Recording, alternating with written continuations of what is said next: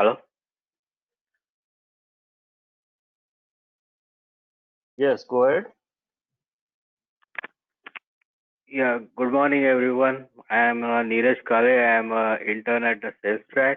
So today I will be presenting a webinar on quantum machine learning. So quantum is computing is a new upcoming area. So there is a lot of excitement there. So we will start looking at what is quantum computing and how we can use it to in the machine learning.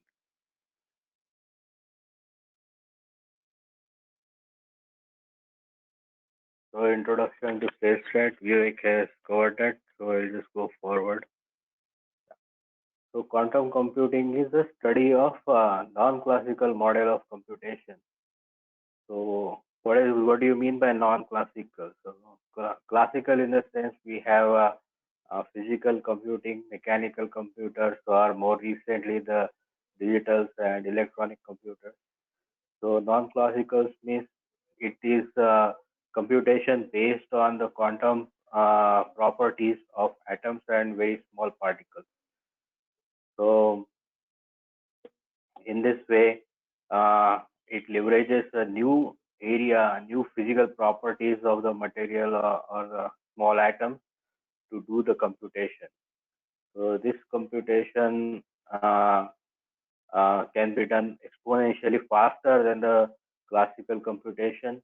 That is why there is so much interest in it.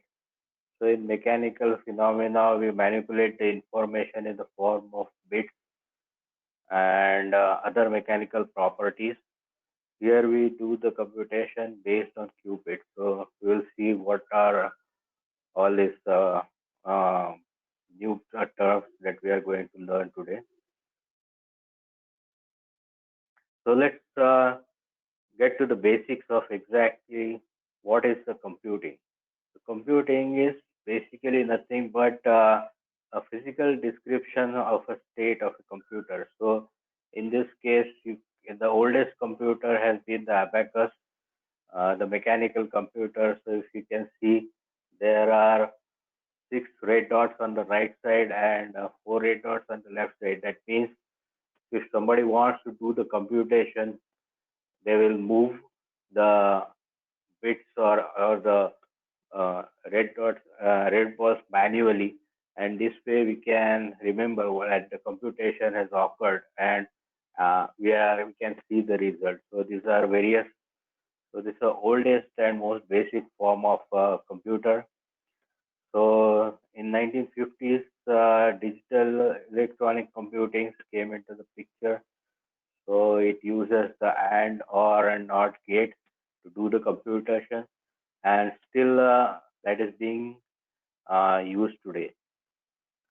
So also in electronics, we can have analog electronic computer. So op-amp can be considered as a computer. Here we have circuits for inverter, adder, and integration circuit. So whenever we give some input, the output of this will be the integration of the input. So this way, the computation happens and we get the output computed result.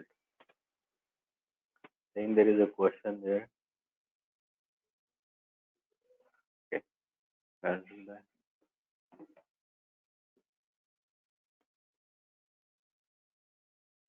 Right. So in the analog computer, we use the op amp to do the computation. Right. That's the next one.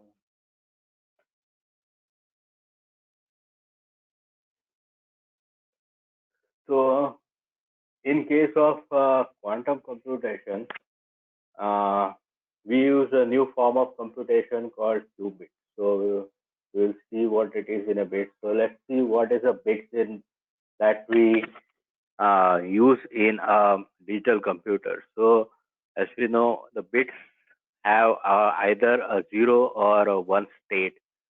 So um, it cannot have in between states. So that we have a definitive answer or a definitive state of a particular bit or unit of information with which we can get the conclusive results.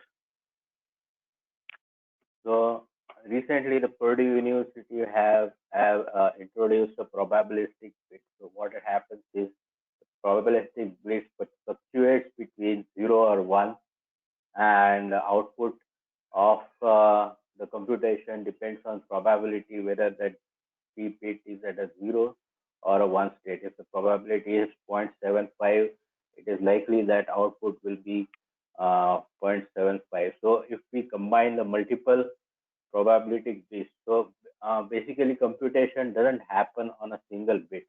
We have to combine a stream of bits, and their interaction will do the computation. So if we have multiple probabilistic bits and their interaction will create the computation and give us the output.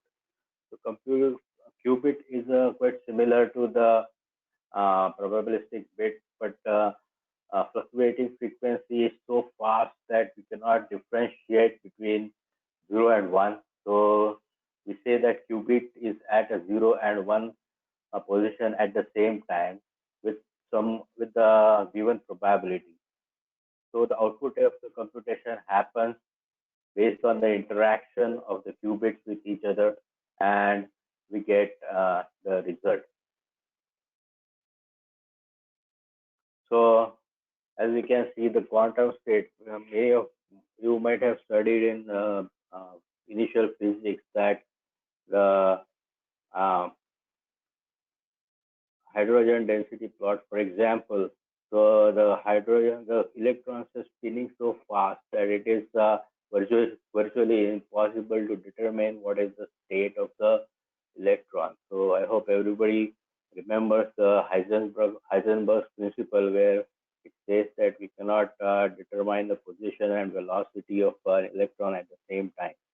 So that's why it is called a quantum state. So let's compare what is classical versus a quantum state. So in a classical state, a bit is represented either a 0 or 1. So we have a definitive state, whereas a qubit is represented as either 0 or 1 and a superposition state with a given probability. So here we can say that qubit is moving so fast here. Qubit is moving so fast between 0 and 1 state. So it has it is at 0 state, and it is at 1 state divided by square root of 2. That means it is 50% chance that qubit is at 0 state, and 50% chance that the qubit is at 1 state. So this is a comparison between quantum state and classical. So, Neeraj, we are all from traditional computing backgrounds, and so far our mind is hardwired to only accept 0 or 1 state, right? Now, this new paradigm of combined state or being partially in 0 and partially in 1 really boggles the mind. So, how does this help increase computational power by doing this per se? So since, as I explained earlier, the computation is nothing but a physical state of a computer. So if you have multiple qubits, which are and the operations is happening on the qubit, so this way computation will happen a lot faster.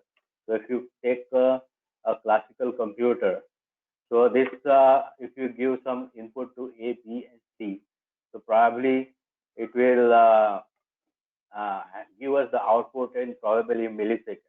Whereas if you give the same input to the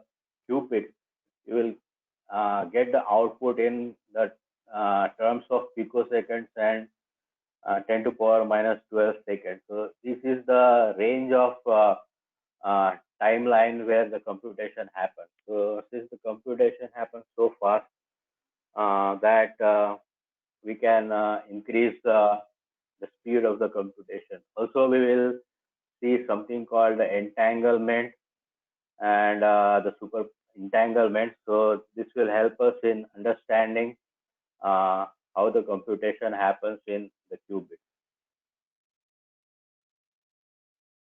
So is it all probabilistic modeling?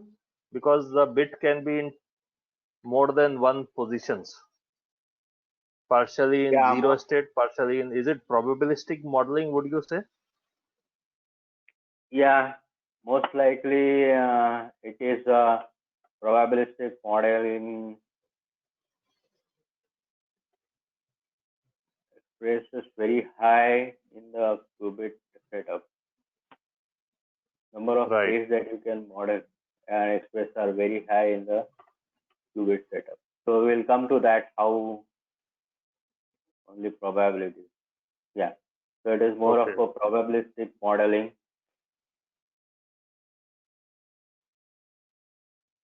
So there are two important aspects uh,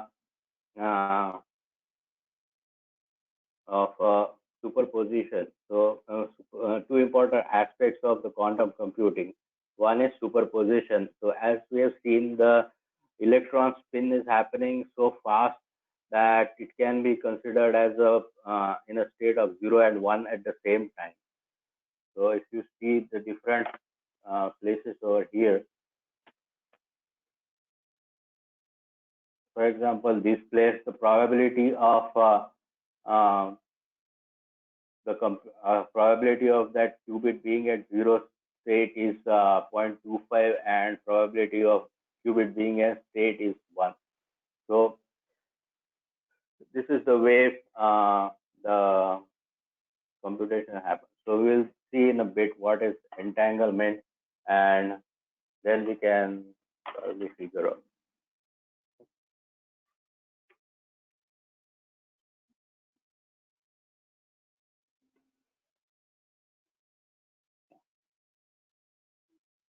So this is the block sphere representation. How we represent the qubit in the mathematical terms. So a qubit is in a superposition state, and a state of qubit is given by this equation: alpha probability at the state of 0 and beta probability at the state of 1. So if you see the position of qubit over here, so alpha is cos of theta by 2, whereas beta is equal to e to power I phi sine of theta by 2. So sine of this angle compared to sine of theta by 2, e to power I phi. So this e to power I phi comes over here, and sine of theta by 2 comes over here. So this is the probability that the qubit is at state 1. So this is the mathematical representation of a qubit on the block sphere.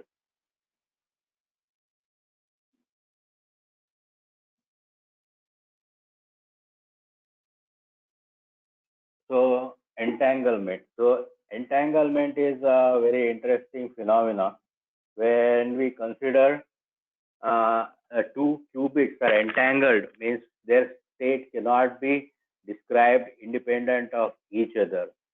Um, let's say, for example, if you have two magnets uh, connected to each other, means very near to each other. So a north pole will attract the south pole of the other magnet, and south pole of the magnet will attract the north pole of the other magnet. So if we keep these two magnets very near to each other, suppose so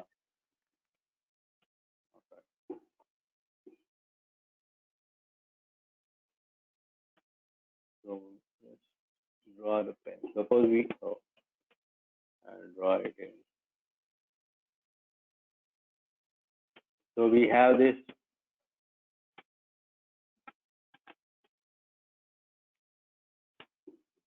North Pole, South Pole, and South Pole and North Pole. Now, suppose if we move the one magnet in some direction, right? So other magnet will move in the opposite direction, right? Because this South Pole will again be attracted to the North Pole, so it will also uh, move in the same direction, right? So these two magnets are called entangled because uh, these two magnets are entangled because if you move the one magnet, the other magnet will also move with that particular one. So these are sort of connected. So we can have a series of such magnets. For example, one, two, three. So north, south, north, south. So they will have opposite uh, poles that are sort of connected together, right? So this will form an entanglement of the four magnets. So if you move one, so all this will be forced to move because of the magnetic force. But in case of qubit, uh, there is no force that can be defined as such. But still, we see this phenomena happening in terms of qubit.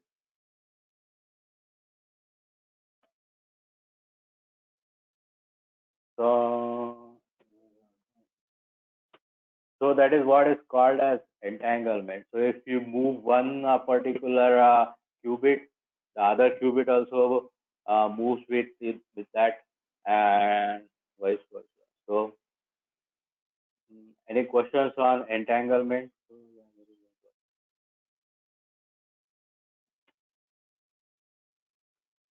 I think there are some questions you can check in the questions tab.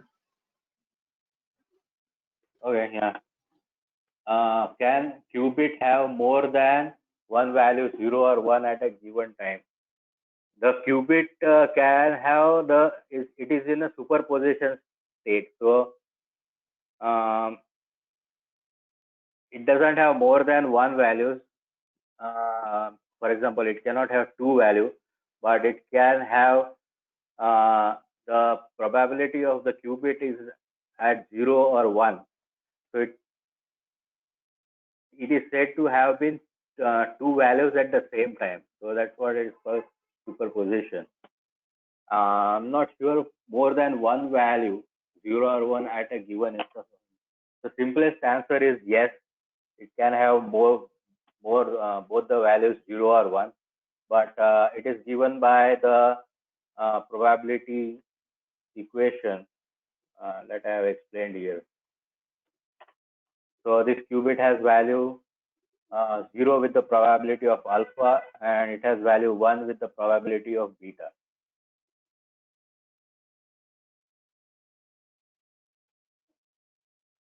Could you explain how those values came? Yeah. So basically, uh, a qubit can have basic two values. Now, when we, if let's take the example of coin, right? So it can have when you toss a coin, it can either fall head or tail. It cannot fall, so it cannot fall on in the edge or something. So that is the assumption. So that's why the total number, the sum of the probabilities has to be 1, right? So if it has to be 1, then this has to be uh, this has to be alpha has to be lesser than 1 and beta also has to be lesser than 1, and their sum essentially should be 1. Essentially, their sum has to be 1, so that the probability so that probability cannot be greater than 1, sum of the probability.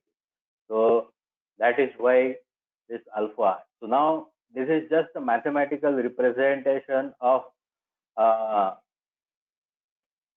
how the, if you, even if you see the coin toss, so what happens is, the uh, if we toss a coin, then what happens is it starts from here and makes a circle and comes down here. So in a coin toss, the probability of becoming 1 starts increasing, and the probability for a minuscule time, the probability that the uh, coin will be 1 is 100%, and then it starts reducing and comes back. So when we toss a coin, this probability keeps on going into circle. That's why they created a block sphere in which we can represent the probabilities of qubit at being state or 0 or 1. So I hope that answers your question, or where those values alpha and beta came from. So these are nothing but the angle of rotation of qubit over a sphere or a circle. Just like a coin toss, it keeps on circling over, and we can calculate the probability of alpha and beta for a coin toss also. So that's where these values came from.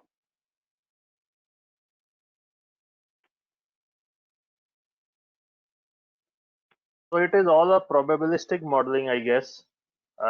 You cannot say 0, 1, but you have a probability of being in both states, and then you have an integrated probability, which is a qubit value. So here is one more question. What has enabled quantum computing integration practically in last year that was not possible earlier? Is it specific to hardware technology or communication technology? So mostly it is about hardware technology. So when since the electrons are moving at such a high speed, it is impossible to predict what is the state of electron, and control the motion of electron at such a, with very good precision. It is impossible to do at a room temperature. Even today, we are not able to do that. So the quantum computer is maintained at 15 millikelvin Celsius, 15 millikelvin temperature. That is minus 273 Celsius plus 15 degrees Celsius. So the quantum computers are maintained at that temperature, so that we can be able to control the motion of the qubit. So mostly it's related to technology, why quantum computers were not feasible in the previous years, and also they are not practically applicable today also. So probably it will take probably another 3 to 5 years, so that the commercial quantum computer is available. So still they are in development stage only, more or less.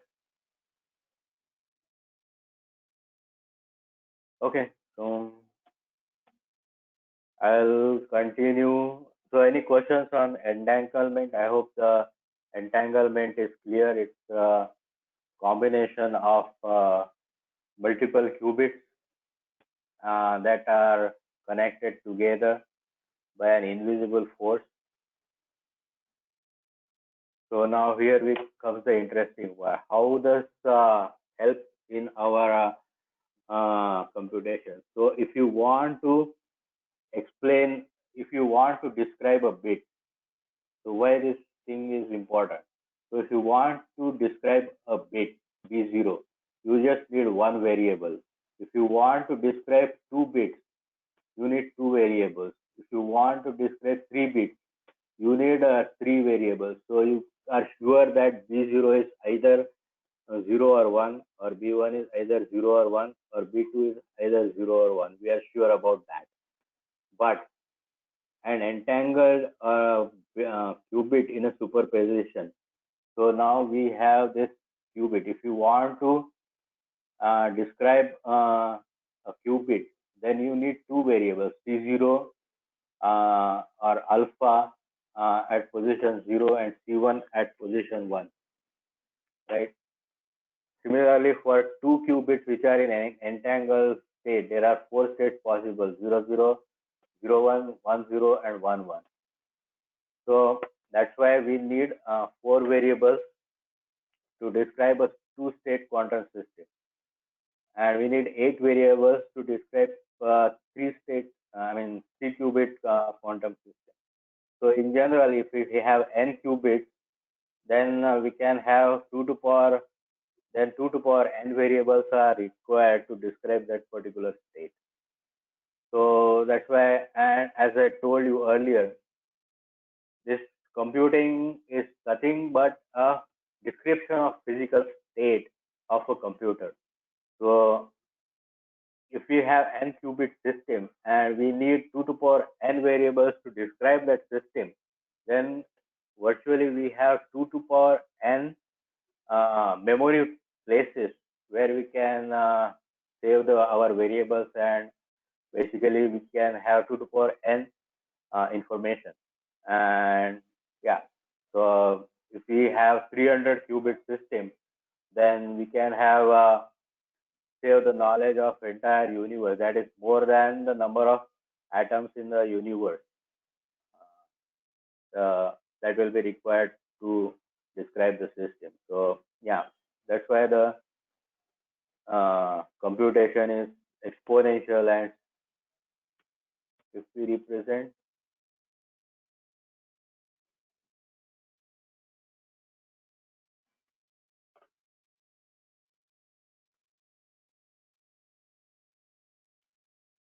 beta is equal to 1 minus alpha, no, still you need beta, right?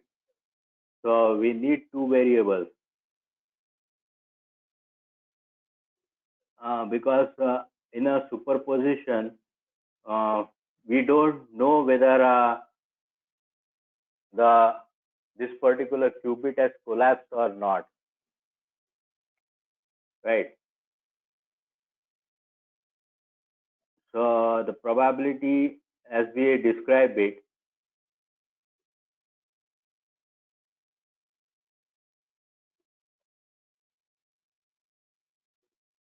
so though there sum is equal to 1, that is right.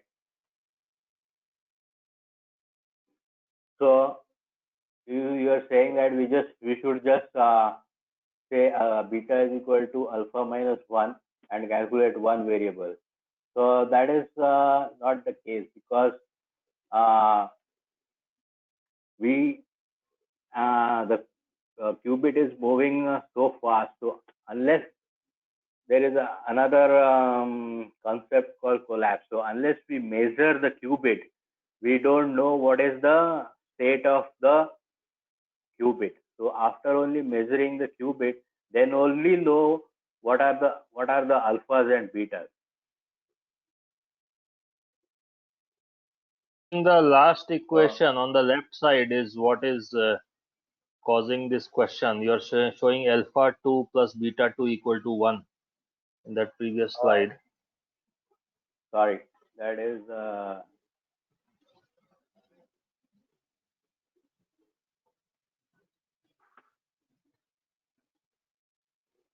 sorry, it should be. Yeah, this last equation, what does this mean? That's what probably is causing this question.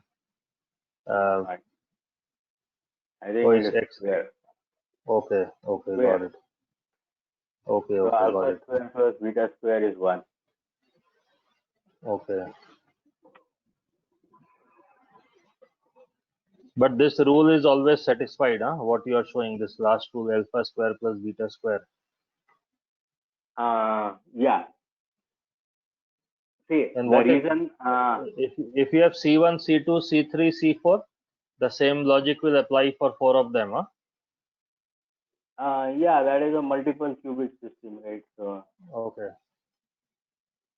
this is a multiple qubit system. So this is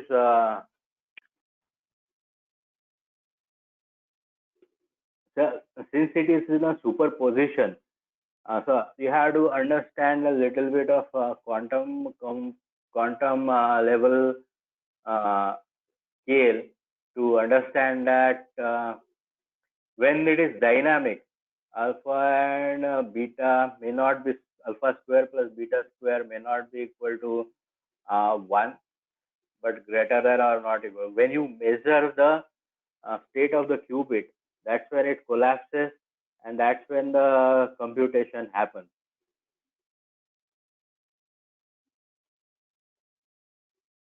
Meant by collapsing.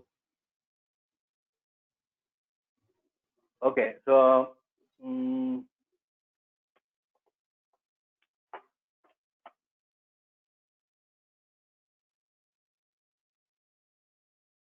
okay, let me come to this.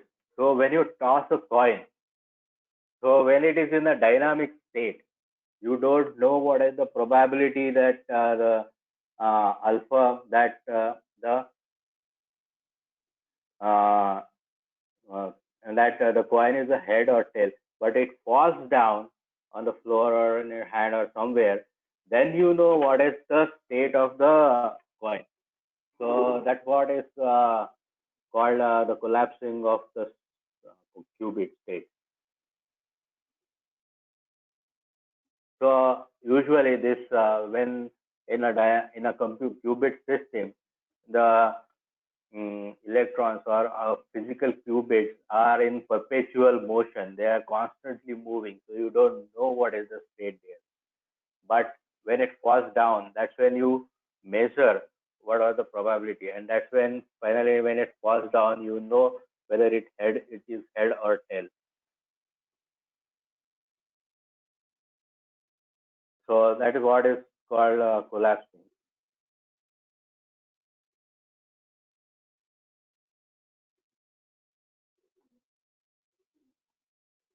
Okay, sounds good. So why do you need a 5 parameter here? So it is a three-dimensional qubit system. The electron is not moving in uh, in a 2D scale. It is moving randomly in a 3D scale. So you have to have a 5 parameter uh, to achieve the superposition. So it's not moving in a 2D scale. This qubit. So yeah, I hope that answers the question. If it is a this block sphere is a uh, three-dimensional circle. It's not a two-dimensional circle. Sorry, three-dimensional sphere. Sorry. Yeah, you need two So, angles, theta and phi. Without two angles, you cannot represent the sphere, correct?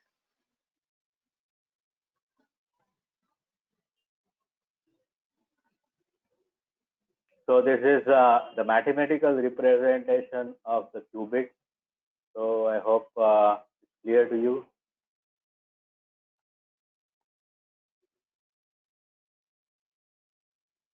Or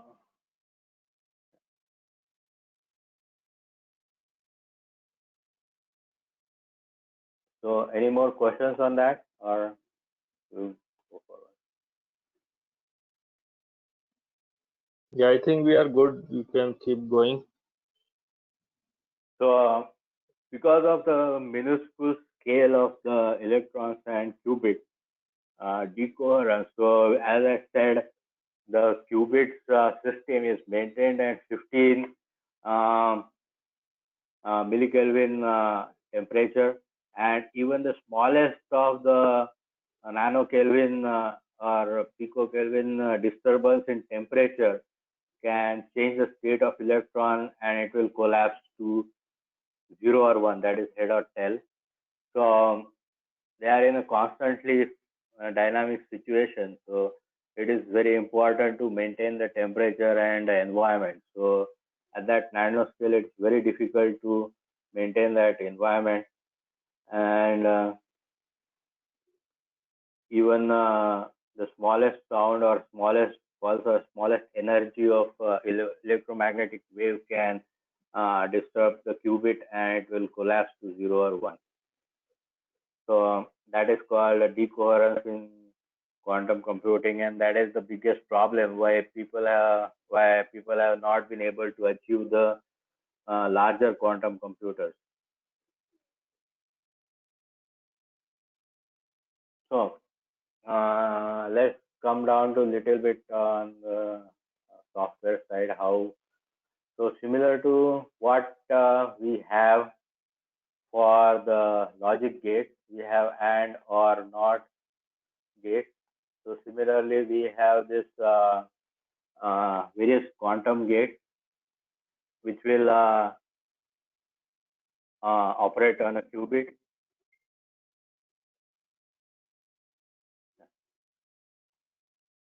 Sorry. So which will operate on the qubit. So poly X gate, poly gate. This Hadamard gate is very important. So if a qubit is in a 0 or 1 state, it will convert that qubit to a superposition state. So if you see this one, so this is superposition state where the probability of qubit at being 0 or 1 is 50-50%. If the qubit is over at the top, has uh, it is at state 0. If qubit has 1, then it is state 1. Basically, it is equivalent to a classical bit at that time. But this Hadamard gate is used to put the qubit in a superposition state. So that is one of the most important. And C0 gate, uh, C0 gate is a controlled NOT gate. So here, if the input is of the second qubit, this operates on 2 qubits. If first qubit is 1, then C0 gate is activated and it will operate on the second qubit and it will inverse its position, inverse the position of the second qubit. If the C0 gate is 1, and by inversing, I won't mean to say it will make it 1 or -1. It will inverse the position of the qubit on a Bloch sphere. So if it is pointing in this direction, then the qubit will start.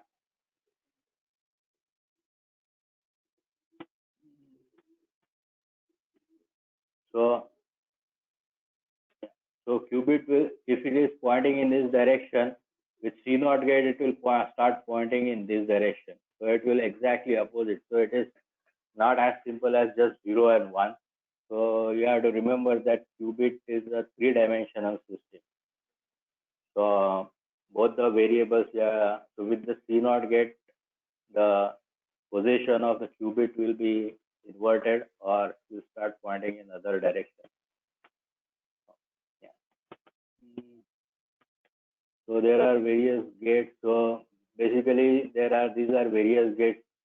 This Polish gate is used to convert the qubit at a particular angle in X, Y, or Z.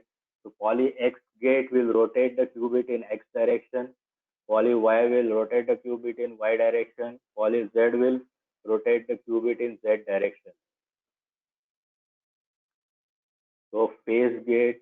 So there are various gates that are used, and well, we will study all these gates during the course of time in the later lectures. But yeah, our main focus right now is just introduction.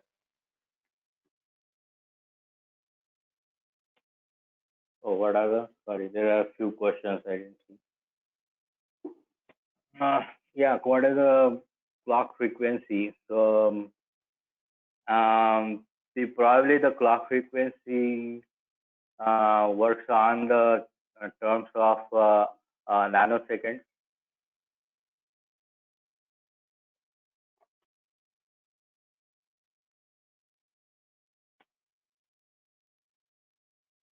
So this is probably about nanoseconds. So what are the arithmetic logic operators that can be done? So these are the some of the gates that are there that can be operated on the qubit.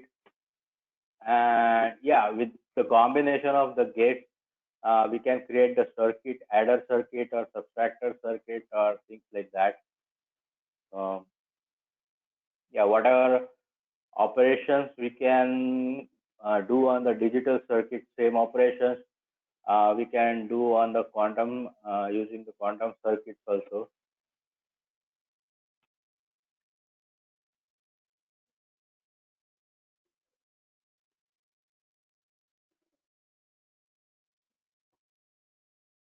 So there are many more gates that can be created. You can also create a new gate which is useful, then can be quite interesting. Anyway, so what are the quantum algorithms? So quantum algorithms at its basic level is the circuit represented. Uh, this is the mathematical representation of quantum algorithms. So basically, if you can see this is a three qubit system, qubit 0, 1, and 2. So we put the qubit system in a superposition state, and qubit 0 operates with the CNOT gate, and here we do the measurement of the gate uh, for the on the qubit 3, right? So these are the classically controlled quantum gates. So here we get the output of 0 and 3. So here teleportation circuit means whatever is the state was the qubit 0, that will be teleported to the state of qubit 1, sorry, qubit 2 over here.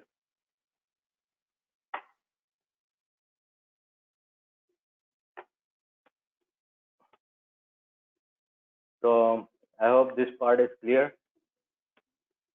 How to represent the quantum algorithm.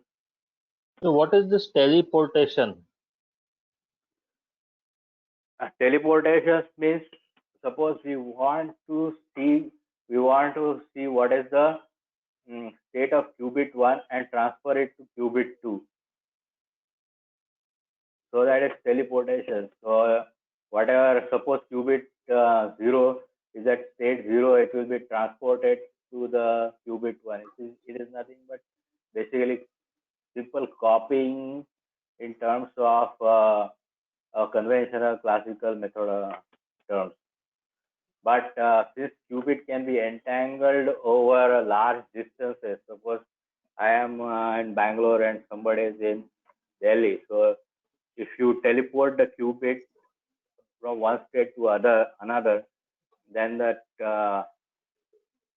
qubit from Delhi will also be converted to whatever was the state of the qubit 0 in Bangalore. So this way this is a way to do the quantum uh, transfer the quantum information, and there is big research going on in teleportation circuit for quantum internet. Okay, okay.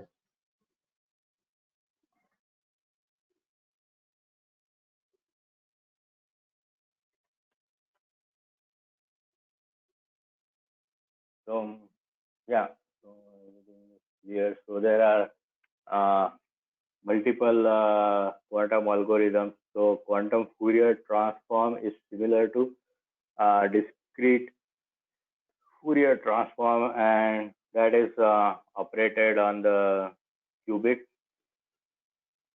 So amplitude amplification is a technique where we can uh, suppose we have a qubit system of three qubits, 1, 2, 3. This is used in the Grover search algorithm. Suppose we have system of suppose we have addresses of uh, 6, 7, 8. Yeah. So we have addresses of 8 people and we want to search the address and we gave some variables. So with this amplitude and amplification, only one address, only the amplitude of one address will be increased, whereas amplitude of the other addresses will be reduced. So this technique is used in the Grover search algorithm for finding out uh, uh, basically the search functionality. And Stork algorithm you might have heard of. This is used for so Stork algorithm is used for factoring the large numbers. So this can be very useful in sort of breaking the security keys and all that. So let me see if there are any questions.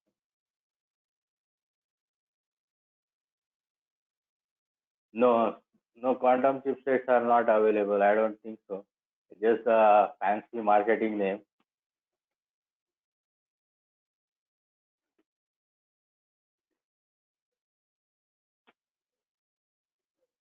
So how can we leverage the quantum computing for machine learning? So right now we don't have a lot of uh, means we can have the data in the qubit format. So initially the qubit in the classical data that we have in terms of bits, it has to be converted to the qubit format or quantum data, and the qubit machine processor or qubit will operate on it, and that will give us back the results in the quantum data, and that has to be uh, converted back to the classical data. So this is the way the quantum computing. So currently, in the future, of course, there are a lot of plans to create the quantum data and get directly the results on using the quantum machine learning algorithms and quantum processing unit, and we'll get the output in quantum data itself. But right now, the pure quantum machines are not feasible exactly.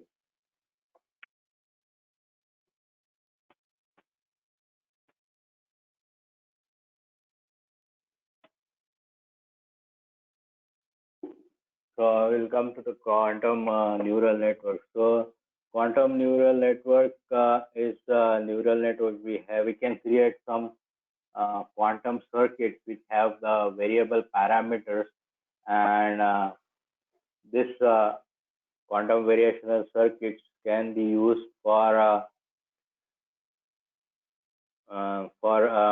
creating a neural network, more or less.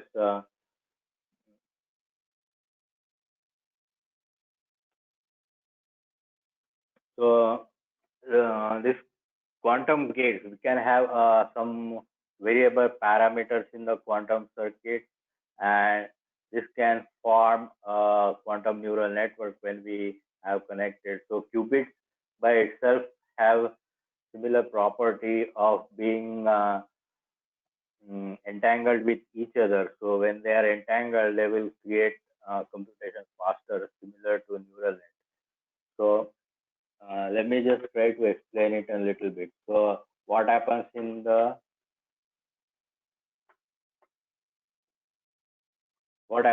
normal neural net is we have neurons in different layers.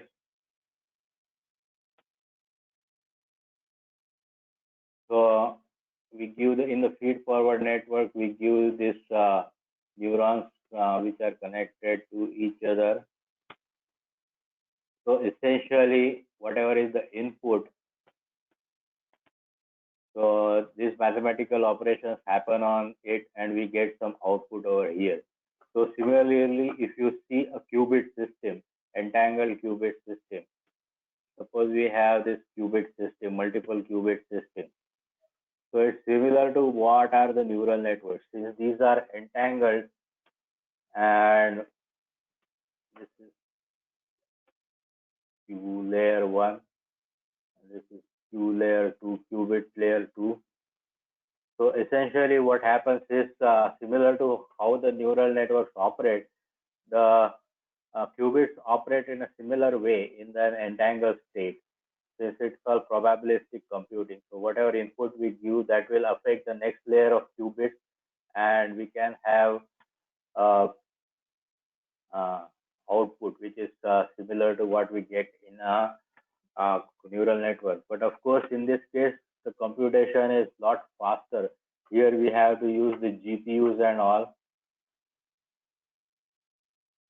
So here the operation will happen on a single qubit layer itself. So if you consider the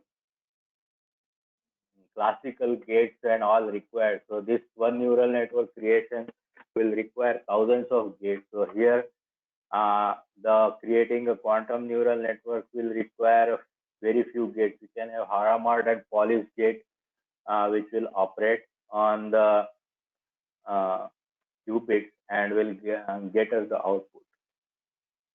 So I hope the quantum concept of quantum neural network is more clear.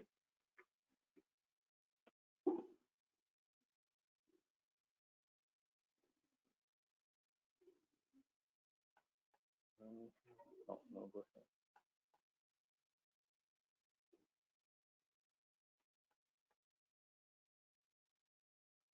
So I will show a little bit of show a demo, that is anyway how the how to operate on the quantum neural network using the Cirq language. So here, if you want to control the output of a particular qubit, then here we have the RxRy3 input control gate, and they operate on uh, and this is controlled. This system is used to avoid the decoherence in a quantum system, or error correction in the quantum system, right? So similar system is uh, used for doing that. So here we create a qubit Q0, Q1. So circuit will create a rectangular circuit 1 and 2, Q1, Q2, and the circuit will create a circuit Rx on Q0, Ry on Q1, and Circ C0 control on Q0, target is Q1. So we have SVG circuit.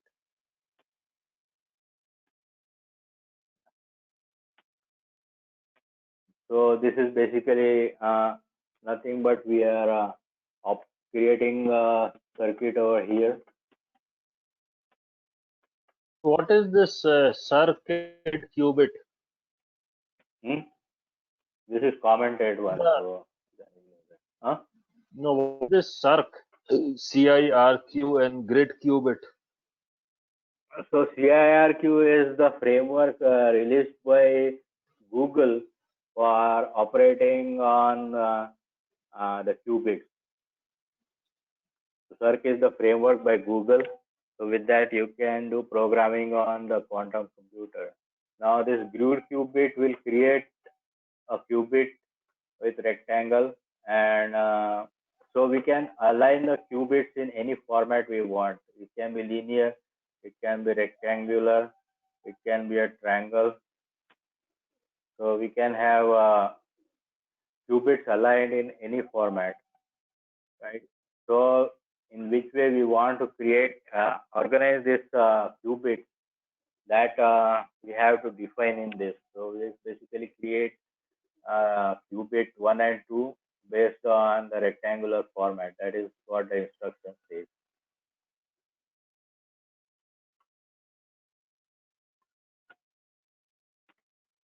So here the circuit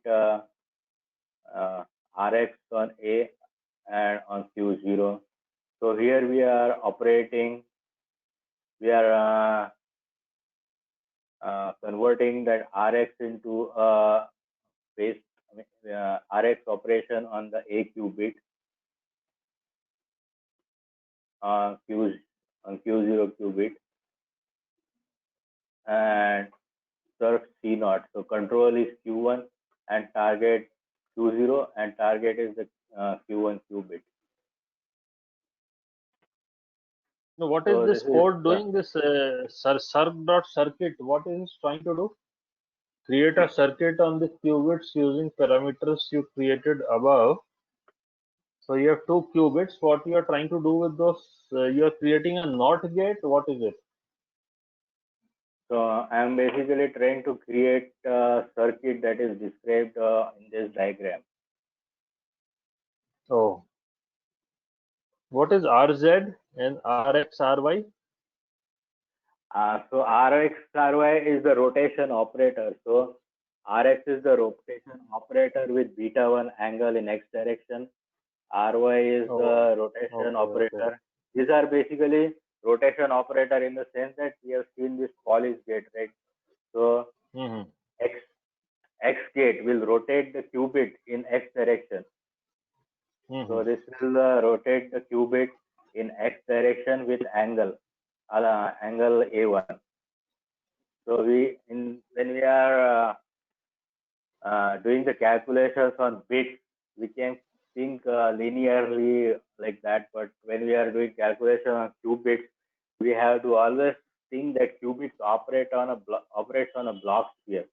So we have the qubit can be at any position on the block sphere, and with that it operates, and then it's entangled to the next qubit.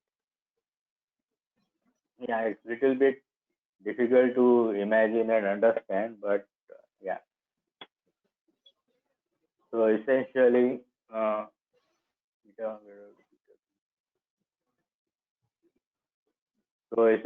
what this operator is doing is, suppose initially, if the qubit is at this position, then it is rotating by beta 1 in x direction. So this is x direction. So it is being rotated on the block sphere in x direction.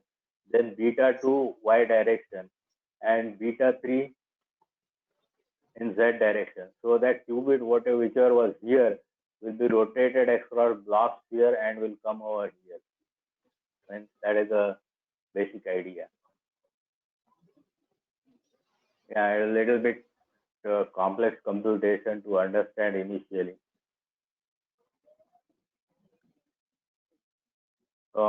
Yeah, that's what happens by in that rotation operation.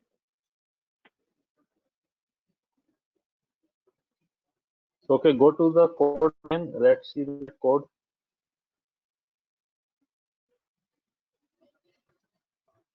So this is the on the previous slide, the network is on. You are implementing that RX, RY. Okay. Yeah, so basically I'm implementing this circuit over here mainly. So yeah. Yeah, so qubit, grid qubit. Now we are creating theta 1, theta 2, theta 3 parameters and creating on that. So yeah. So now this next phase is operate on the control. Sorry. This other one, this command thing, these are operating on the control bit. So there are 2 qubits. One is input qubit, other is control qubit. Right. So next qubit operation is happening. This qubit operation is happening on the control bit.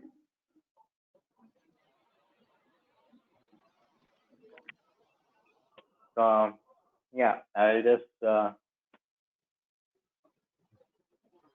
you the full code demo. So this basically you can run on Colab. This is TensorFlow. Are you sharing this with the group here? Yeah, I can share, but anyway, it's available on this Google website. Okay. You send the link by chat here in the GoToWebinar tool. Huh? You can send the Oh, URL in the GoToWebinar chat.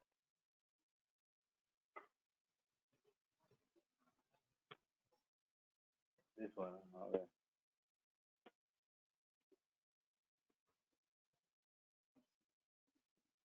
Yeah.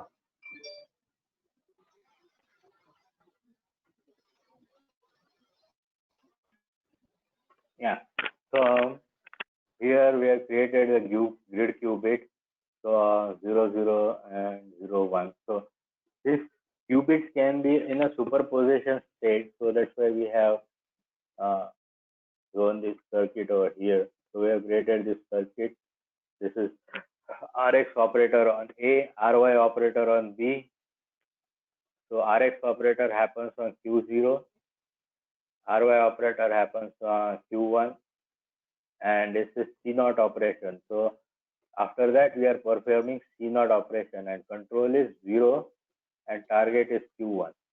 So this is the control qubit of C0 operator.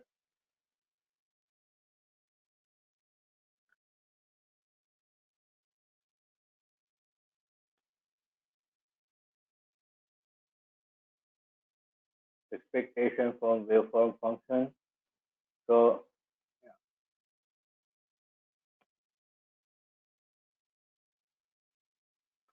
basically, our aim is to create the control circuit for the qubits for decoherence, so that it will give the accurate value and not fall off or prematurely collapse and give us the wrong result. So that is the main idea behind implementing this circuit. So if we are trying to control a quantum computer, so there are some hundreds of thousands of qubits that form a logical qubit, and yeah, so to control these qubits, we need a control error correction algorithm. So this error correction algorithm will give so expectation of waveform function. So this basically is Z0. We have to see what is so. Let me put it this way.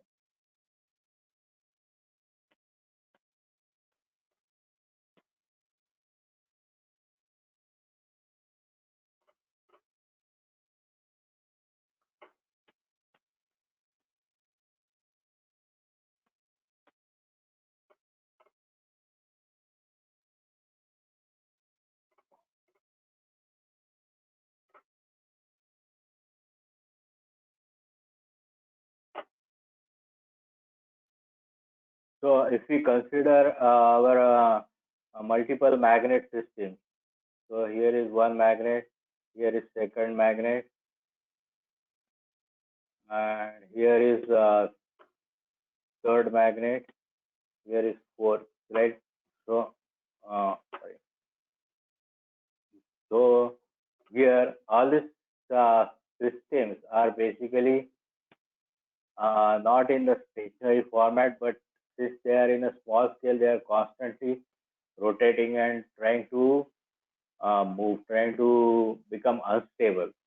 So in order to control that stability of multiple qubit system, we are trying to implement this control algorithm so that we get the accurate output result.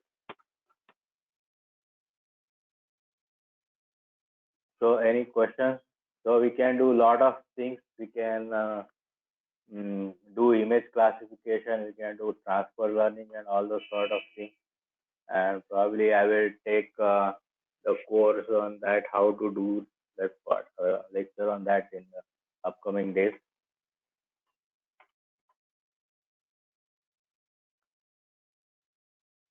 Uh, any more questions here?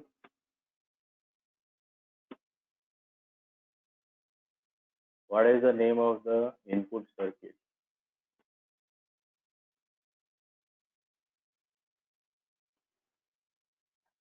Mm, there is no name as such. I mean, any circuit doesn't have specific name, but yeah, this operator works on this uh, input circuit. I mean, there is no specific name for that as such. The name is for the gate or the rotation operator.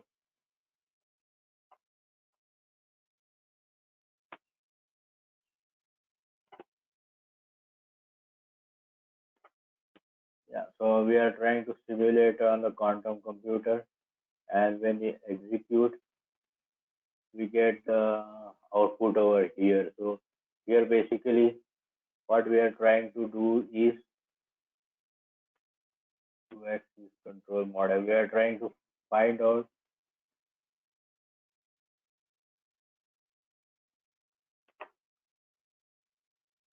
so here basically they are integrating the TensorFlow with the TensorFlow quantum and creating a Keras input layer. So you can see this Keras input layer is created.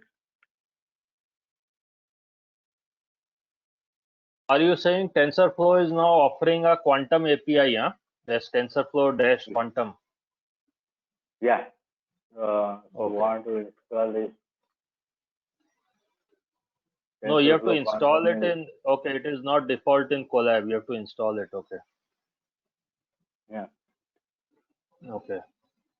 But which quantum computer is Google has a quantum computer which is this library is from Google, right? So Google quantum computer is not exposed, but IBM quantum computer is exposed. So Google has no. this. So which quantum computer is this one using? This library for TensorFlow quantum. Is it having some backend quantum computer? No, it is using search simulator. Or is just a simulator? Okay. Yeah. Okay. It's simulator. Okay, got it. So yeah, actually IBM also has quantum computers and all. So, But yeah, when you say Amazon Braket is not a simulator. It is actually using the D-Wave or Rigetti quantum computer, isn't it? yeah, that's right. Okay. So D-Wave is actually not a quantum computer. It's quantum annealing thing. It is not exactly the.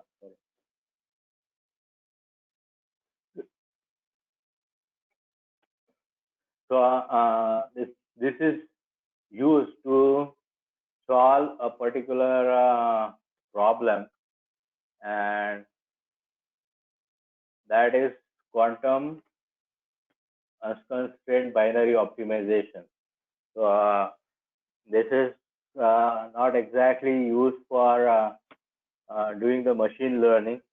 So there is something called quantum unconstrained binary optimization problems, and it is used to solve those only. So Yes, sort a of is a solver. subset of. It's a solver for some other problems. Get that? Yeah, I get that. Like there's other kind of solvers we have used in supply chain industry. Yeah. So it's a subset of full quantum computing. But yeah, this Amazon Braket.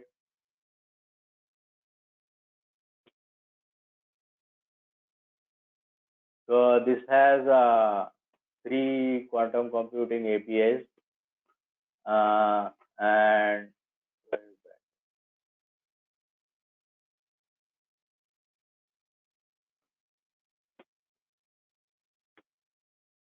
oh, again it goes to Chinese. Well, anyway, the Amazon Braket, it has a Rigetti and IonQ. These are the actual quantum computers that they are using. So you can say. So Rigetti is quantum computer. So they have different things.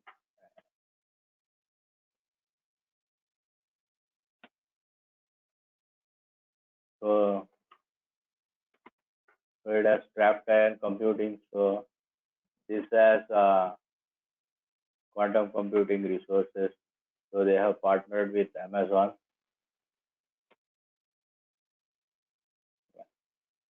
So they're partnering with Amazon to do the computation.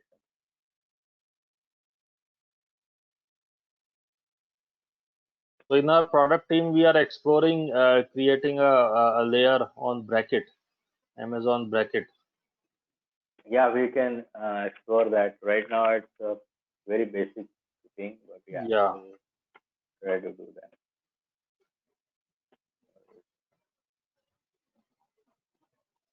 This is basically how to use the documentation. Okay, so probably next time I will give a lecture on probably quantum CNN, so that will be more interesting where you can actually do the image classification.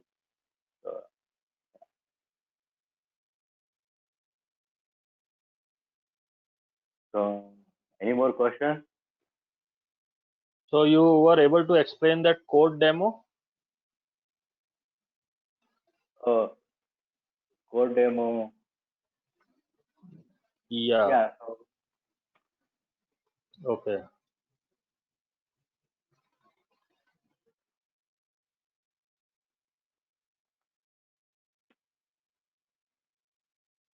Yeah. So here we create a SVG circuit, and here resolver parameter A is equal to 0.0. So here it is resolving. If we give A as 0.5 and B as minus 0.5, then what is the actual output state vector? What will be the output state vector? So here we are trying to simulate the system. So this A and B qubits can have any parameter, but we are giving specific values to this parameters, right? So we are trying to print what is the output vector. And Z0 is Z operation on the Q0. The qubit map Q0 is 0 and Q1 is 1. So expectation of waveform. So we have to find out what is the expectation from the waveform function, right? So if we give some particular value, so there is expected value and there is output value. So Zx01 into is equal to 0.5 into Z0 and X operator on Q1. So expectation, what is the expectation on this Q1 operator when we basically we give A is equal to 0 and B is equal to this thing, and then what is the expectation? And uh, here we are converting to the tensor.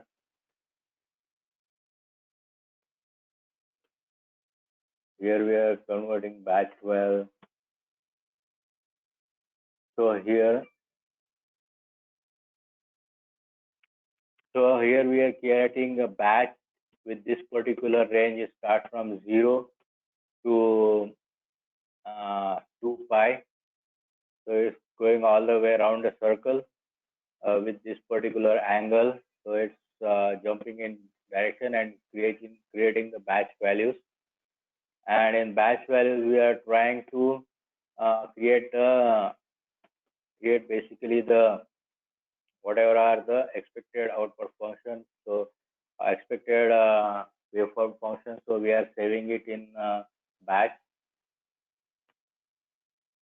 So operator. So here we are controlling the parameters. Here is the control circuit. So we have created a grid qubit circuit, and this control parameter is 0, control param 1, and control param 2. So basically, essentially, we are trying to create this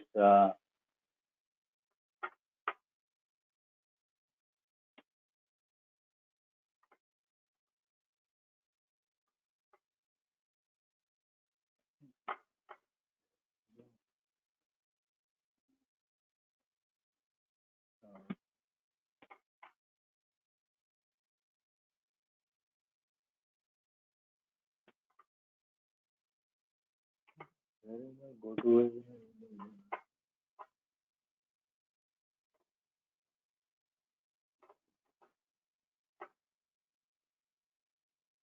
No, sorry, this one. PowerPoint window. Yeah, so essentially we are trying to create this circuit. So controller, so we are creating a dense model in Keras. Activation is ELU dense. So here we have created a controller TF constant 0001 numpy input.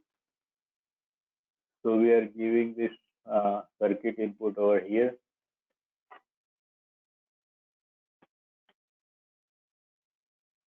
So dense 2 is controller command input. So here we are TFC model circuit operator Z. So in the control QC we are operating on the Z. So expectation layer we are creating this thing.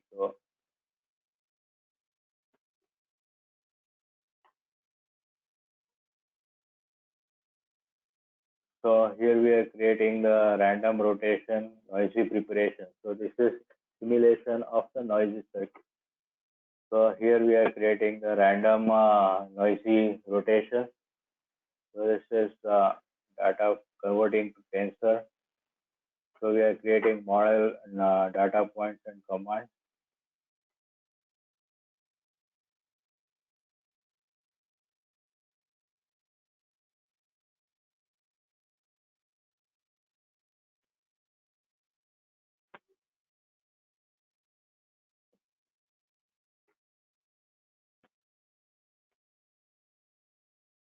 So y is the expected output epoch 30.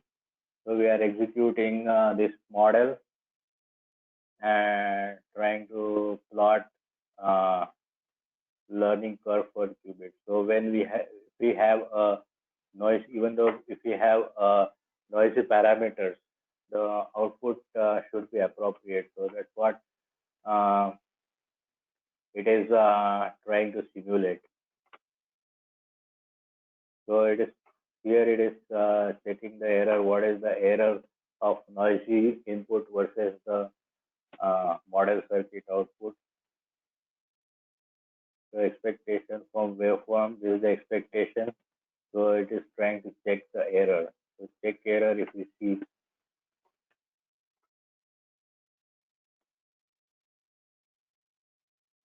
So here expectation is 0.99. So there is very small error over here. So desired output -1, the expectation is 0.97. So that is the error in our calculation. So here we are creating the model input layer. The circuit input is this, and then where this is a classical computation. So this is control using the classical computer. So here it is creating a TFQ layers expectation. This is Keras model, and it's computing the output expectation output.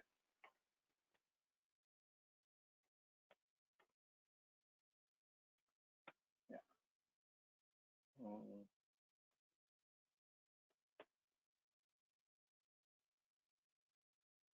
So this is controller prediction. So if we give 0 and 1, so what is the output prediction?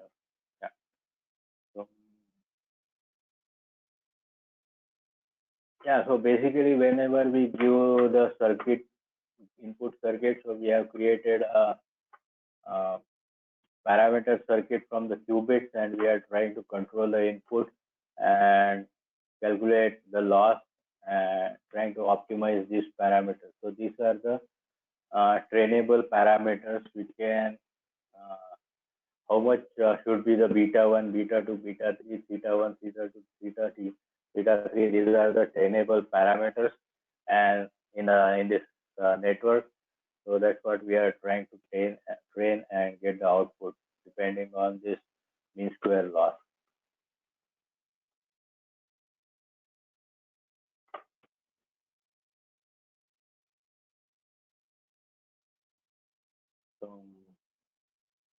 Any more questions? So this quantum computing has overlap with the machine learning or deep learning, right? So Yeah. we are using neural network architectures here. So there is total overlap between AI and quantum. Is that correct? Yeah. Or is there a quantum world, outside of MLDL kind of programming paradigm? Yeah, there is a lot of other places where quantum computation is used. It's not only for the MLDL that quantum computation is used. For example, if you want to uh, do the chemical simulations and all.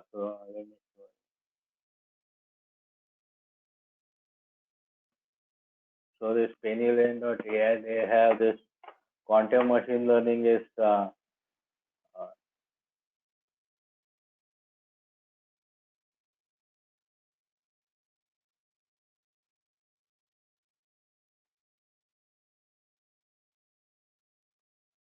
so if you see this strawberry field, so this strawberry field is specific library for doing this is not at all related to MLDL, but this is strawberry fields library is used for doing the computation for chemical analysis.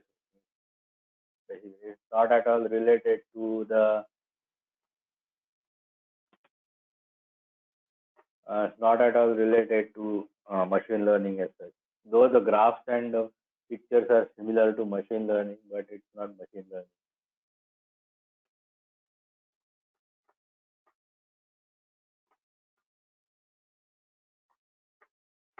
Yeah. So there are lots of other applications of quantum computations beyond the MLDL and all. So basically, wherever you require high computation, uh, you will need this quantum computer, and you have to optimize your algorithm which can run on the quantum computer.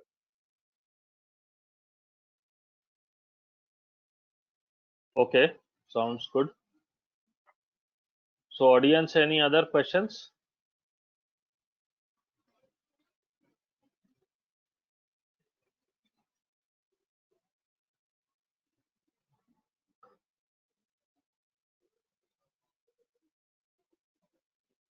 Okay, Neeraj, so are we done?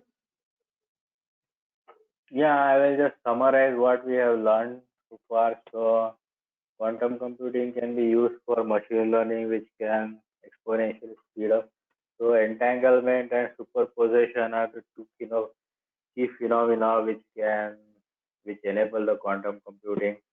And well, the current model is a hybrid model where we convert the classical input data to the quantum data, then that is operated on the quantum computers, and we convert the quantum result back to the classical data. So yeah, that is currently, and that is the basic state of affairs of the quantum computing right now. Yeah. So that's it from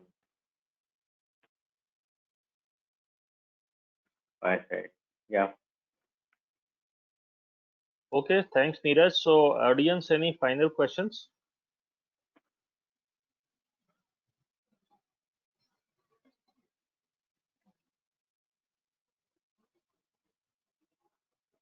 Okay, so no questions are coming. So I assume we are all set for today. So thank you, Neeraj. Good session, and look forward to your next sessions on quantum, as well as your work on the quantum layer within our AWS product stack with Amazon Braket. So let's see what we can do in terms of productizing, creating a productized layer on quantum with Amazon Braket support. Uh, Yeah. and we'll probably try to do more such quantum webinars with help of Neeraj. Uh, so all right, so with that, I think we can take a break now. And thank you all for joining. Thanks once again, Neeraj, and look forward to your next sessions in this series. Have a good day, all of you. See you next time. Okay, thanks Vivek for the